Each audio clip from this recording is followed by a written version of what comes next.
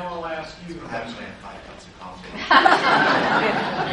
I'm going to have a second. That's what I was kind of curious in asking you before we open it to a general discussion, which is, this is the Cultural Landscape Foundation. You have a very specific, set of concerns here, and the focus today is very much on modern landscapes.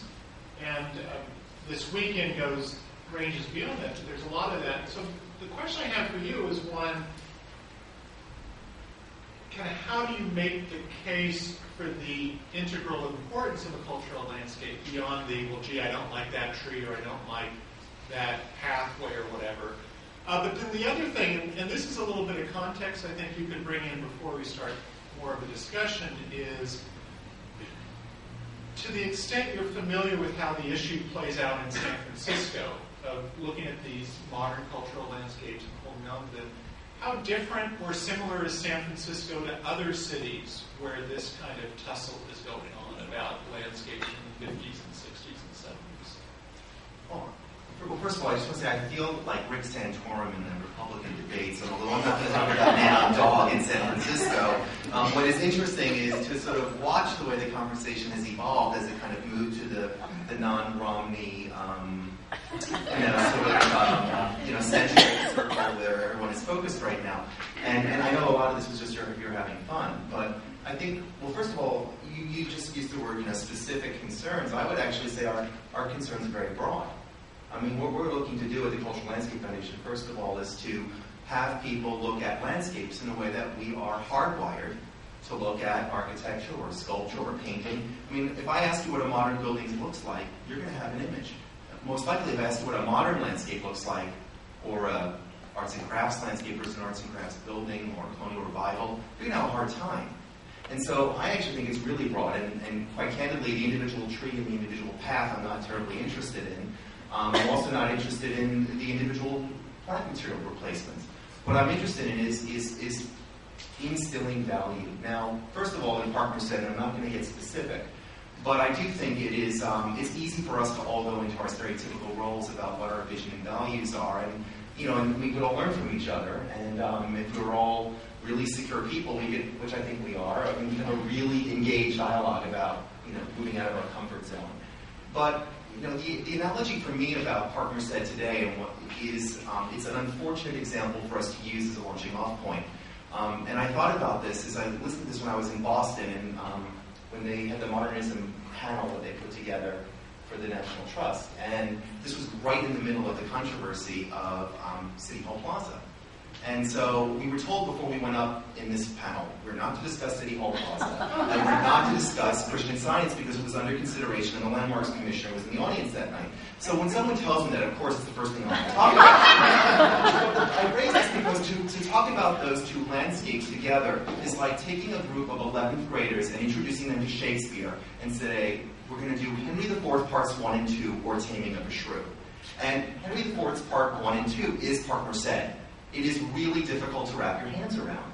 So what I want to do is talk about Levi, because I don't think there's going to be any fights in the room that is a landscape that everyone in this city loves. And whether it's a building or a landscape, as you look at this context statement, what we should be really thinking about is the communications and marketing strategy of all of this. Not which is the best and most important initially when we're coming out of the gate, but how do we get people to buy in to those places they already love, to say, these are the places we're going to start with and use these as educational tools. And I also think to talk about architecture and landscape separately in modernism, and to have sat through Cal's presentation where those lines are completely blurred in all of those projects, it is an ensemble, and you can't look at the landscape as a contributing feature to the building any more than the building should be a contributing feature to the landscape. It is a symphonic collaboration in these projects. And so I think initially, saying like as if this is like an added value.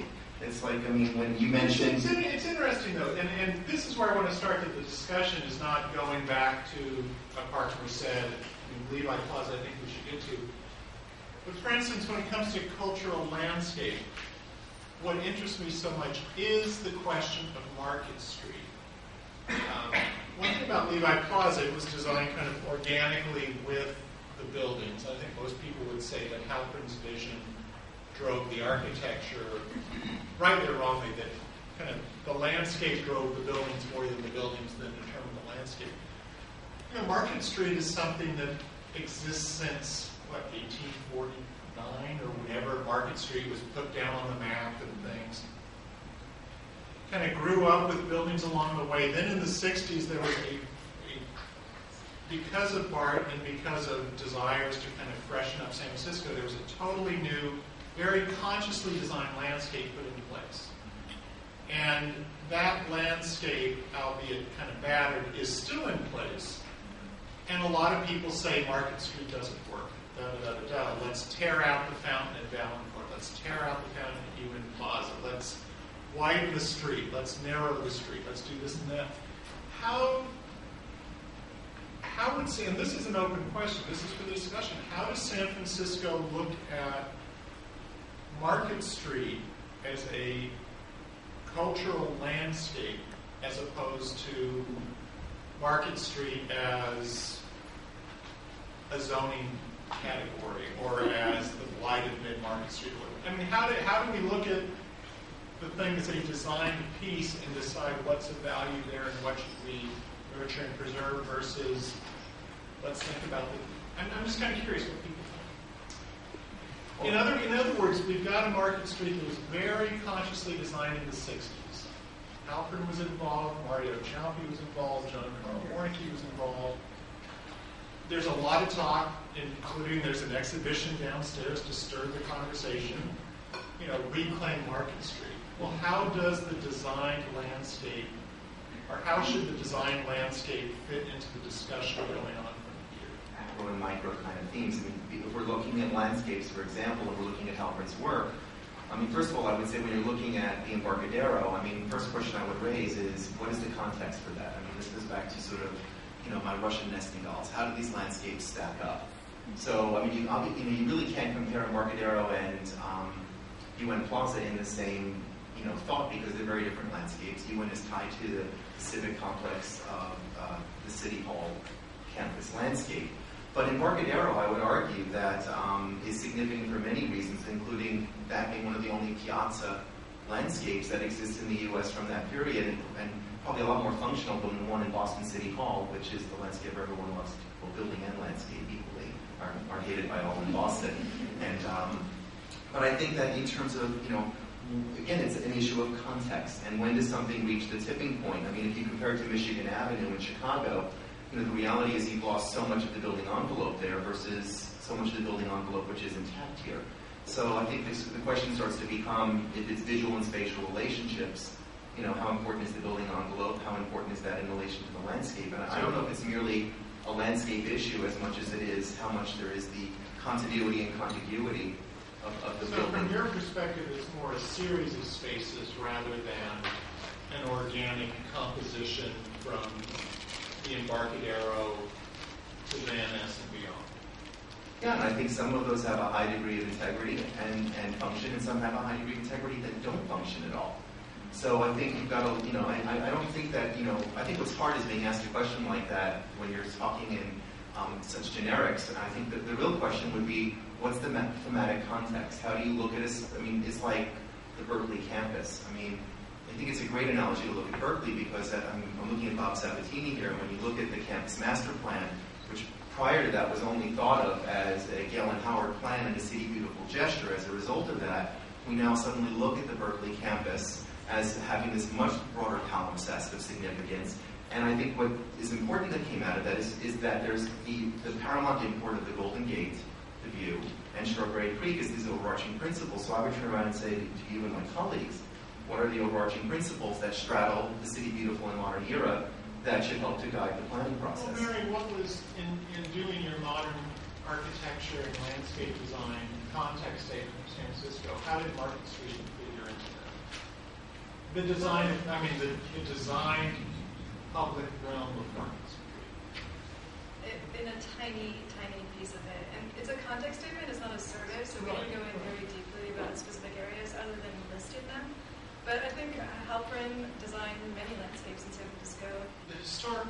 How did the Historic Preservation Commission evaluate the value of the landscape design, the original site plan, in terms of deciding whether or not that was a historic resource, which I believe it was, the commission did not. The Historic Preservation Commission as an EIR.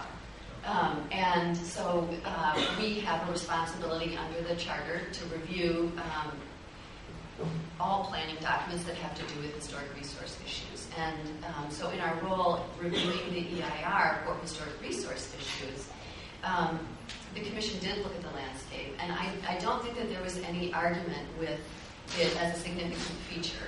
It was not the only significant feature in that EIR or significant resource. There were buildings and other contributing elements, but it was one of them that would have a significant adverse impact if the plan went forward as proposed. And I think there was general support on the part of the commission to support one of the alternatives that preserved a portion of the landscape. However, again, it's not something I looked at before.